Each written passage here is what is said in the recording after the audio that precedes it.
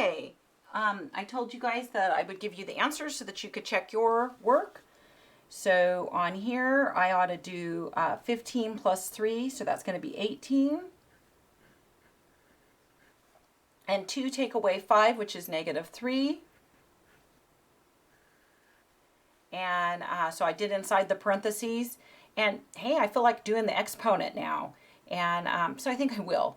And so negative 3 squared is negative 3, the base is negative 3 times negative 3. So that's equal to 9. So this is 9 plus 1.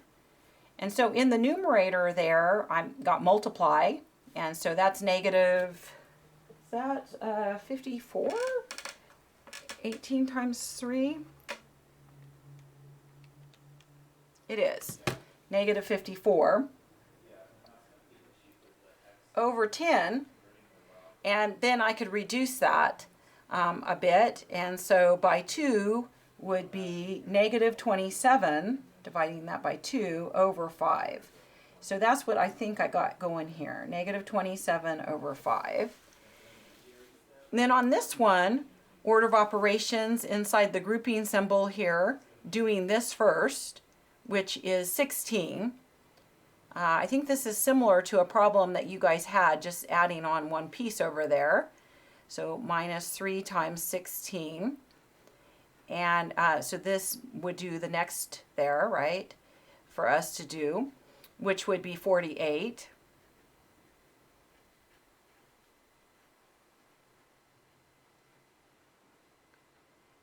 Which is 44. Negative 44. And then you would multiply here. Now, all the while, this, and that's why I stopped writing it, it's actually a grouping symbol too, and they're separated by the subtraction. And so I could have done this work right here. 2 take away 9 is negative 7. So this is minus the absolute value of negative 7. And so, and the absolute value of negative 7 is 7, so this is minus 7. And then now I have this exponent, that's 8. I have this multiply, that's plus 440, and then minus 7. So when the dust clears here,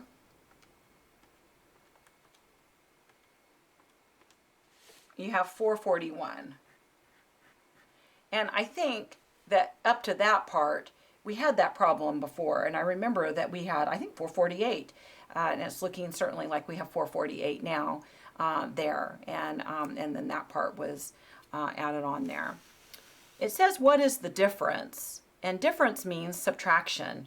And so you go right here where you have the and you turn that into a subtraction. So this would be negative 1/8 minus, and then negative 8/9. And whether you choose to put parentheses around it there or whether you don't would have been good. If the problem would have said sum, right there where I put the minus, right where the and was, here's the and, right where I put the minus, if it had said sum, I would have put a plus. And if it had said product, right where, what is the product of, and right here where it says and, I would have put a times. And what is the quotient of da-da-da-da? I would have put a divide. Not a very good divide, but that's what you would do. Okay, now it's asking you, I don't know why my divide can't be better than that. Now it's asking you to actually do this work. And so this is negative 1/8 plus 8/9, and the common denominator is 72. So I'm timesing by 9 here and by 9 here. So negative 9 over 72, and timesing by 8 here and here, right? Plus 64 over 72. And so we're having 64 take away 9, which is 55 positive over 72. I don't think that reduces, because the only things that go into 55 are 5 and 11, and neither 5 or 11 go into 72. So I think my answer here is 55 over 72, when I kind of put my work over there in doing it. I asked you this question because I might have, you know, you might see this same problem or similar problem with one of these different words. You might see it with difference as well on your test tomorrow. Then it's asking me here to find the area. Now I got to watch my time. I have 10 minutes on this video and then I have to go to my other class. Area equals the length times the width on a rectangle. And so I could call this the length and I could call that the width. It doesn't matter. So the area is 8 centimeters multiplied by 3 centimeters, which is 24. Centimeters times centimeters is centimeters squared. So this is 24 centimeters squared. The perimeter is to add all the sides up.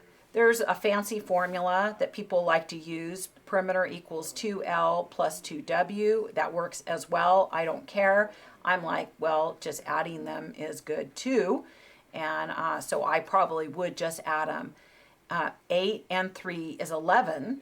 And 11 more is 22. So this is 22 centimeters. When you add, they all have to be the same unit, which is centimeters. And then you just attach that same unit. When you multiply centimeters times centimeters, you get centimeters squared. And it will say on your test to use appropriate units, and you will get points off if you don't use units. So you want to make sure that you do. Here it's asking us to find the perimeter of the triangle, the perimeter and the area of this triangle here.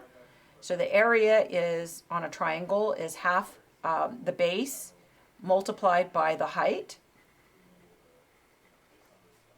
We know that the height is perpendicular to something. So that's what you always kind of go looking for, the perpendicular. So this is how tall the triangle is. I can kind of draw it in here. The whole triangle is this tall, 8 centimeters. And so that is the height. So half, and here the height, 8 centimeters. And the base is the side of the triangle that this meets perpendicular with. This height could have been drawn here, and then it would be meeting perpendicular with that side. That height could be drawn anywhere. It's 8 centimeters. And so it's how tall it is. And so 12 centimeters right there is the base. And so half of this is going to be our area. That's 6, and 6 times 8, is that 48? 6 times 8? I think it is. So this is 48 centimeters squared. And then the perimeter is add up the 3 sides. So that's 12 centimeters, 15 centimeters. This is not part of the triangle. That's just showing you the height. So it's just the triangle. 12 centimeters, that's 10, right, is the last one I haven't got, 10 centimeters. So you add those 3 together, and that's going to give you the perimeter around the triangle. So this is telling us if I was to walk around the outside of the triangle, I know I'd have to be an ant to be only that far, then how far will I have walked? Same thing on the rectangle. Okay, so I might be able to do 2 more problems and then go to my other class. So here it's asking us on number 6 to use the distributive property and simplify. So I'm going to have here negative 8x plus 20. And you can put a 1 there if you want, minus 3x, minus 7, minus 2.